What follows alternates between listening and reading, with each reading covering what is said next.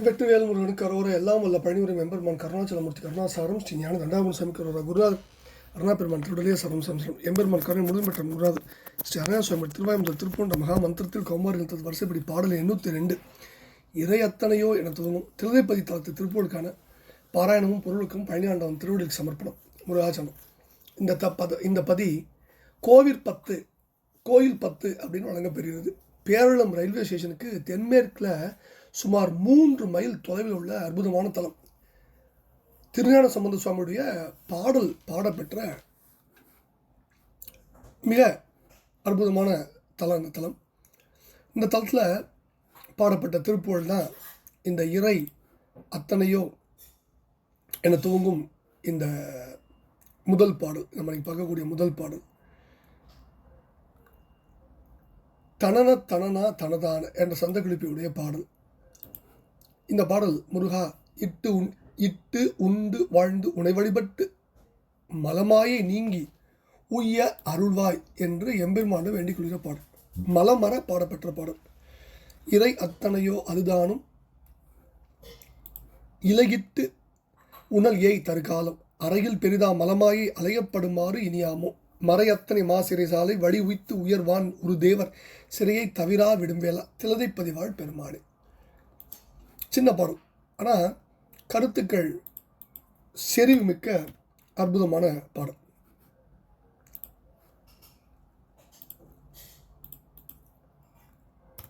இப்போ இறை அப்படின்னா அற்ப அளவு, அணு அளவு. இறையின் ஞானம் இல்லாத என் புன் கவிம்பார் கம்பராமேண்டில் விரலால் இறை ஊன்றினான் பார் திருஞான சம்பந்த பெருமான். அடுத்தது முதலடி இறை அத்தனையோ அதுதானும் அணு எவ்வளவோ அவ்வளவு கூட இறைன நேரத்தில் அணு இல்லை அப்படின்னு ஒருவருக்கு இட்ட பின் நாம் உண்ணுதல் என்னும் அறநெறி என்னிடத்தில் இங்கனம் பொருந்திய காலம் இறை அத்தனையோ அதுதானும் இலையிட்டு உண்ணல் இறை அத்தனையோ அதுதானும் இலை ஒருவருக்கு இட்ட பின் நாம் உண்ணுதல் என்னும் அறநெறி என்னிடத்தில் இறை அத்தனை அதாவது அற்ப அளவு கூட கொஞ்சமேனும் என்னிடம் இல்லை, கிடையாது. எய்தரு காலம் இங்கன் பொருந்திய வீணாக சென்ற காலம் அறையில் சொல்ல பூந்தால் மிக பெரிது. எவ்வளவோ நீண்ட காலம் இங்கனம் இட்டு உணலை கைவிட்டேன். மலத்தினும் மாயையினும் அலைச்சல் உறும் இந்த தீய நெறி இனி ஆமோ இனி கூடாது என்றபடி வேதம் கற்ற தலைவன் பிரம்மனை பெரிய சிறைச்சாலைக்கு போகும்படி வைத்து உயர்ந்த வானத்தில் உள்ள தேவர்களின் சிறையை நீக்கிவிட்ட வேலாயுத கடவுளே, திலதைப்பதி என்னும் தளத்தில் வாழ்கின்ற பெருமாளே, அலையப்படுமாறு இனியாமோ அப்படின்னு எம்பெருமான்கிட்ட வேண்டுகிறார். இப்போ இறையை பற்றி படிச்சிட்டோம். விரலால் இறை ஊன்றினான். இறைனா அற்ப அளவு, அணு அளவு. நித்தம் இரு பிடி சோறு கொண்டு இட்டு உண்டு இரும்பார் கந்தரகத்தில் 57வது பாட்டு. அதே தான், இலகிட்டு உணலை தருகாலம் நாம் போமளவும் எமக்கென்னென்று என்னென்று இட்டு உண்டு இரும் அப்படின்னு அவையார் சொல்கிறார் நல்வழியில் 11வது பாட்டில். அடுத்தது மறை அத்தனை அப்படின்னா மறையத்தனைனா பிரம்மனை சிறையிட்ட வரலாறு ஏற்கனவே பல திருப்பூரில் படிச்சிருக்கோம். அதே கருத்து தான் இந்த பாடல். இப்போ இந்த பாடம் நமக்கு தெரியும் என்ன சொல்கிறார் அப்படின்னு. அதாவது இந்த திருப்பூர் அடியார் நமக்கு அற்புதமான ஒரு உண்மையை விளக்கி அறிவுறுத்துறார். சார், உயிர்கள் பிறப்பெடுத்து வந்து புரிய வேண்டிய நற்செயல் எது அப்படின்னும் அதனை புரியாதால் வந்த கேடு எதுன்னும் இந்த திருப்பூரில் தெள்ள தெளிவாக அப்பட்டமாக விளக்குறார். பிறப்புக்குன்னு விதிக்கப்பட்ட உடலில் உயிரானது எப்படி இறங்குகிறது அப்படிங்கிற முதல்ல பார்ப்போம். இறைவன் மேற்பொருள் சார். இறைவன் எல்லா பொருள்களையும் தன்னுள் அடக்கி கொண்டிருக்கின்ற பெரும்பொருள், பரம்பொருள். அவனது பெருநிறைவை ஒரு எடுத்துக்காட்டு மூலமாக ஒருவாறு விளங்கலாம். இப்போ நமக்கு தெரிந்த பொருளில் மிகவும் பெரியது என்ன? வானம் தான். வானம் தான் எல்லா பொருளுக்கும் இடர்ந்து நிற்கிது. நிலம், நீர், தீ, காற்று முதலியவற்றை தன்னகப்படுத்தி நிற்குது. எண்ணற்ற கோள்களையும் விண்மீன்களையும் தன்னுள்ள தாங்கி நிற்குது. அந்த வானை போல இறைவன் எல்லாவற்றையும் தன்னுள்ள அடக்கி கொண்டிருக்கான். எல்லாவற்றிற்கும் தானே ஆதாரமாக நிற்கிறான். எல்லாவற்றையும் அவனே செயல்படுத்துகிறான். அதனால் அவனே மேற்பொருள். இடைப்பொருள்ங்கிறது உயிரை வடமொழியில் ஆன்மாங்கிறோம், ஜீவான்மாங்கிறோம். உயிர்கள் எண்ணற்றவை. உயிர்கள் இறைவனிடத்தில் அடங்கியிருப்பவை. இறைவனுடைய பெருநிறைவு வியாபகம்னு சொல்கிறோம். அதனுள் அடங்கியிருக்கும் நிலை வியாபியம். அந்த முறையில் இறைவன் வியாபகம், உயிர்கள் இறைவனத்தில் வியாபியம். உயிர் தனக்கு கீழ்ப்பட்ட பொருளாகிய மலங்களின் தொடர்பால் அறிவு மயங்கி துன்புறுது. பின் அவற்றின் பிடியிலிருந்து விடுபட்டு மேற்பொருளாகிய இறைவனை சார்ந்து என்போம். இப்படி மேற்பொருள் கீழ்ப்பொருளாகிய இரண்டின் வசப்படுவதாய் அந்த இரண்டிற்கும் இடைப்பட்டதாய் நிற்பதால் உயிர் இடைப்பொருளாயிடுச்சு. கீழ்ப்பொருள் என்ன? அதாவது மேற்பொருளாகிய கடவுளும் இடைப்பொருளாகிய உயிரும் அறிவுடைய பொருள்கள், அவை சித்துன்னு சொல்கிறோம். கீழ்ப்பொருளாகிய மலம், ஆணவம், மாயை, கண்மன் 3 வகைப்படுது. இவை எல்லாம் அறிவற்றவை. இதைத்தான் ஜடம்ங்கிறோம். இந்த 3ம் உயிரை தன் வயப்படுத்தி உயிரின் தூய்மையை கெடுத்து நிற்றலாலும் பின்னர் அகற்றப்படுத்தலாலும் மலம்னு இதுக்கு பேர் உண்டு. மலம்னாவே அழுக்குன்னு பொருள் சார். கடவுளும் உயிரும் சித்து என்னும் அறிவு பொருள் வகையில் ஓரினம் என்றாலும் அறிவு நிலையில் தமிழ் வேறுபட்டது. கடவுளுடைய அறிவு பேரறிவு, உயிருடைய அறிவு சிற்றறிவு. கடவுள் உடைய அறிவு தானே அறிவது, உயிருடைய அறிவு அறிவித்தால் மட்டும் அறிவது. கடவுளுடைய அறிவு எல்லாவற்றையும் ஒருங்கே அறிந்து நிற்பது, உயிருடைய அறிவு ஒவ்வொன்றாகவே அறிந்து வருவது. கடவுளுடைய அறிவு எதிலும் தோயாமல் தனித்து நின்று அறிவது, உயிருடைய அறிவு அறியப்படும் பொருளில் தோய்ந்து அதில் அழுந்தி அதவண்ணம் ஆவது. எனவே இந்த தனித்தன்மைகளால் கடவுளும் உயிரும் ஒரு நிகரானவை அல்ல அப்படின்னு நம்ம புரியும். கடவுள் பொருள் மிக நுண்ணியதாக இருக்கிறதுனால ஆணவம் போன்ற மலங்களால் பற்றப்படுதல் இல்லாமல் என்றும் தூயதாக இருக்குது. கடவுளை நோக்க உயிர் பருமையானது ஆகலின் அந்த மலங்களால் பற்றப்படுவதற்கு உரியதன்று. இப்போ கடவுளை பார்த்திங்கன்னா உயிர் பருமையானதல்ல, அதனால் அந்த மலங்களால் பற்றப்படுவது உரியது அதற்கென்று ஆகிறது. அதனால் மலங்களால் பற்றப்படக்கூடிய ஒரு எளிதான நிலையில் உயிர் இருக்கு. கடலாகி இடத்துல நீர் நிரம்பி இருக்கு, அந்த நீர் முழுவதும் உப்பு பற்றி இருக்கு. கடல் இடம் அப்படிங்கிறது நுண்ணியதாகனால பருமையான உப்பு நுண்ணிய கடல் வழியை பற்ற மாட்டாமல் பருமையான நீரை பற்றும். அந்த உப்பை போன்றவை மலங்கள், கடல் நீரை போன்றவை உயிர்கள், கடல் வெளியே போன்றவன் இறைவன். மலங்கள் இறைவனை பற்ற மாட்டாமல் உயிரையே பற்றிருப்பதற்கான காரணத்தை இந்த ஊமையிலிருந்து புரிஞ்சுக்கலாம். கடல், உப்பு, கடல் நீர், இந்த 3க்கும் உள்ள வேறுபாடு தான் இறைவன், மலங்கள், உயிருக்குள்ள வேறுபாடு. சார், இறைவன் இல்லாத இடமே எதுவுமே கிடையாது. பார்க்கும் இடம் எங்கும் நீக்கமர நிறைகின்ற பரிபூர்ண பொருள் அவன் எங்கே இருக்கிறான் என்ற எண்ணம் நமக்கு இருக்கிறதில்ல. அந்த எண்ணம் இருந்தால் நம்ம தப்பு பண்ணுவோமா, தீமை பண்ணுவோமா? எங்கும் உளன் ஒருவன் காணும் கொல் என்று அஞ்சி அங்கம் குலைவது அறிவுன்னார் குமரகுருவாடிகள். இந்த எண்ணம் எழ ஒட்டாதபடி ஆன்மாவுடைய அறிவை தடுத்து நிற்பதாகிய பொருள் ஒன்று உண்டு, அதுதான் ஆணவ மலம். எல்லா உயிர்களும் முதல்ல இருந்தே ஆணவ மலத்தை உடையனவாக இருக்கின்றன. ஆணவம் நீரை மூடும் பாசி போலவும் கண்ணை மறைக்கும் இருள் போலவும் உயிர்களின் அறிவை மறைத்து நிற்கிறது. கடவுளுக்கு அடுத்தபடியாக பெரும் பொருளாய் நிற்கும் உயிரை தனது சக்தியால் சிறுமைப்படுத்தி நிற்பது ஆணவ மலம் தான். உயிரடையும் எல்லா பெருங்கேட்டிற்கும் இது மூலம், அதனால் அது பேர் மூலமலம். உயிர் என்று உண்டோ அன்றே அதனோடு இயற்கையாக கலந்து இருக்கிறதுனால சகஜ மலம்னு இதுக்கு பேர்.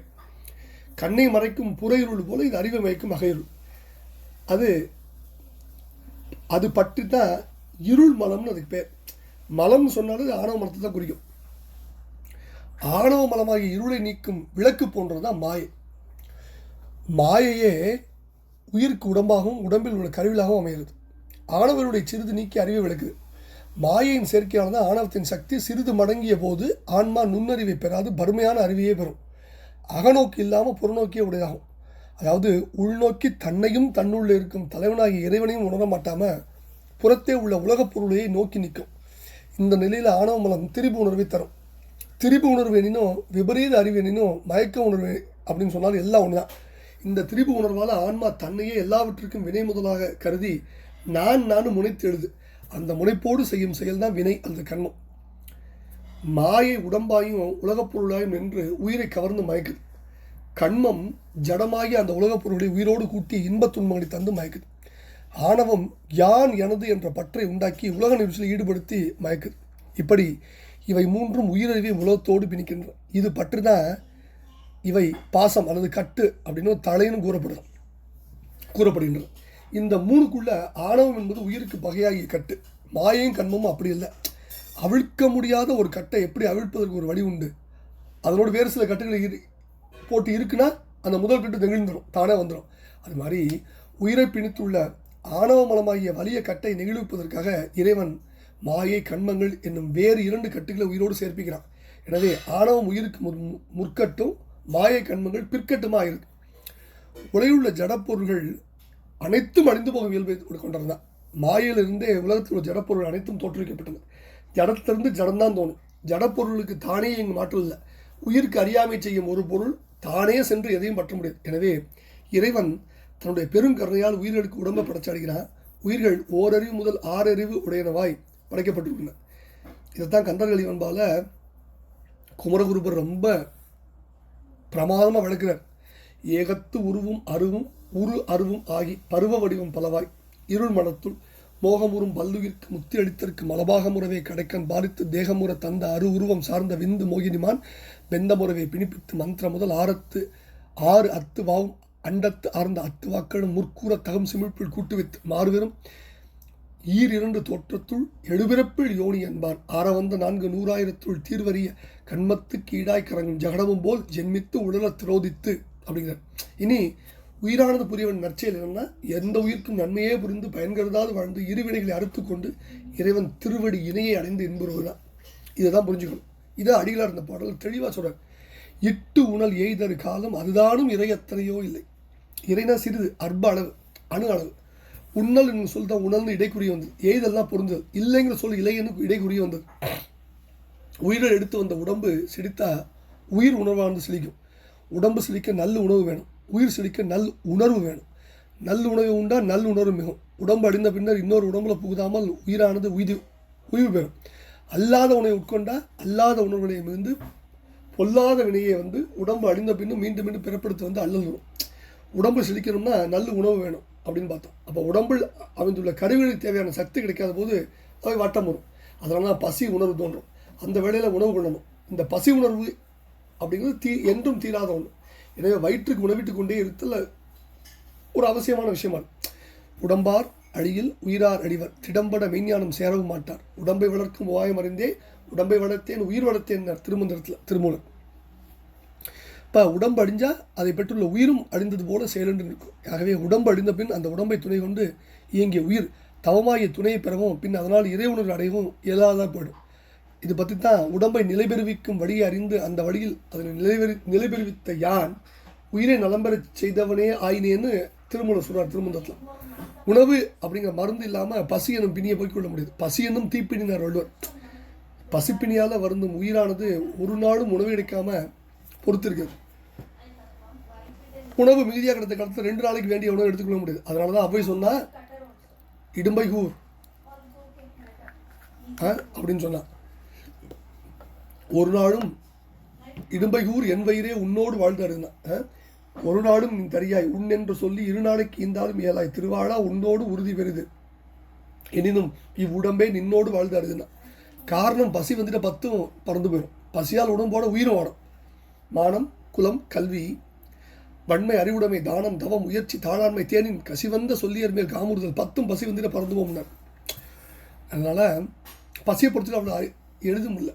ஆசை காரணமாக உணவின் மீது மிகுதியாக பற்று வைத்து உடம்பு பற்றும் உயிரின் நன்மை விடவும் சுவையே பெறுது அப்படின்னு கருதி நன்மை தராத உணவை மிகுதியாக உண்பதும் பசி வந்த காலத்தில் உண்ணாமல் உணவு கண்டபோது எல்லாம் உண்பதும் தீமை தரும். அதனால் இதை கரெக்டாக ஜாகிரதையாக கையாளணும்.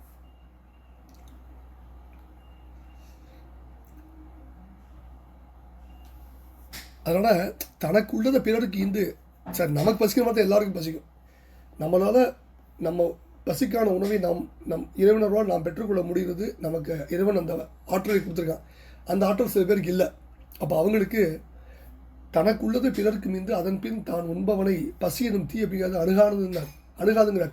ஆற்றுவார் ஆற்றல் பசி ஆற்றல் அப்பசியை மாற்றுவார் ஆற்றலின் பின் பாத்தூன் மறி இவனை பசி என்னும் தீப்பினி தீண்டல் அறிந்தார். பசி எனும் தீப்பினை தீர்த்துக்கொள்ள தான் உணவை பிறருக்கு கொடுத்து உதவியவரே பெரியோர். அப்படி செய்யாதவர் இடிகுலத்தவர். அதாவது இட்டார் பெரியோர் இடாதவர் இழிகுலத்தார்னா அவை.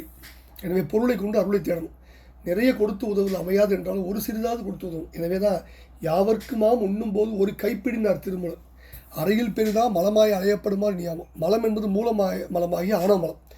மாயை என்பது மும்மலங்களில் ஒன்றாகிய மாயை. ஆணவ மாயை ஆகிய மலங்களை குறித்து தான் நம்ம முன்னாடி டீட்டெயிலாக பார்த்துட்டோம். ரொம்ப விளக்கமாக பார்த்தோம். இவைகளால் அலைப்புண்டு உண்மை பொருளை உணராத ஆன்மாவானது பிறவி அலை ஆற்றில் அலைப்புண்டு வாழுது. இந்த அல்லல் வாழ்க்கையானது இனியும் அமையக்கூடாது அப்படிங்கிறனால அவற்றிலிருந்து விடுபட அருளை வேண்டி முருகப்பெருமான அடிகளார் அந்த பாட்டில் வேண்டார். மறையத்தனை மாசிரிசாலை வடிவித்து உயர் வானூர் தேவர் சிறையை தவிரா விடுங்கள். மறையத்தனது வேதங்களில் வல்லவனான பிரம்மதேவனை குறியுது. வேதங்களில் வல்லவனாக இருந்தும் உண்மை பொருளை அறியாது தான் மயங்கிய பிரம்மதேவருக்கு நல்லறிவு பிறக்கிறதுக்காக அவரை தலையில் குட்டி சிறையில் இருத்தியதன் மூலம் தன்னுடைய மரக்கருணை என்னும் நிகிரகத்தை வெளிக்காட்டினார் முருகப்பெருமான். ஆணவமலம் மற்றும் மாயாமலத்தின் வடிவாயிருந்த சூரபத்மன் ஆகியோரால் துன்புற்று கிடந்த ஆன்மாவாகிய தேவர்களுக்கு அறக்கருணை என்னும் அனுகிரகத்தை புரிந்து அசுரர்களை அடித்து இரக்கம் காட்டினார் முருகவை. திரதைப்பதிவாழ் பெருமாளை. திரதைப்பதிகள் திருத்தலம் தேவார பாடல் பெற்றது. மக்கள் வழக்கில் செதலபதினு இன்னைக்கு வழங்கப்படுகிறது. திருஞான சம்பந்த பெருமான் வழிபட்டு திருப்பதியம் அருளுள்ளார். இறைவர் பேர் மதிமுத்தர் முத்தீசர். இறைவியார் பேர் பொற்குடி நாயகி சுவர்ணவலி. தலமரம் மந்தாரை. தீர்த்தம் சந்திர தீர்த்தம் அரிசிலாறு. மயிலாடுதுறை திருவாரூர் தளத்தில் மயிலாடுதுறை சுமார் 25 கிலோமீட்டர் உள்ள பூந்தோட்டம் என்ற ஊரின் அருகே இந்த தலம் இருக்குது. பூந்தோட்டத்துலேருந்து சுமார் 2 கிலோமீட்டர் தொலைவில் கூத்தூர் சரஸ்வதி அருகில் இருக்குது.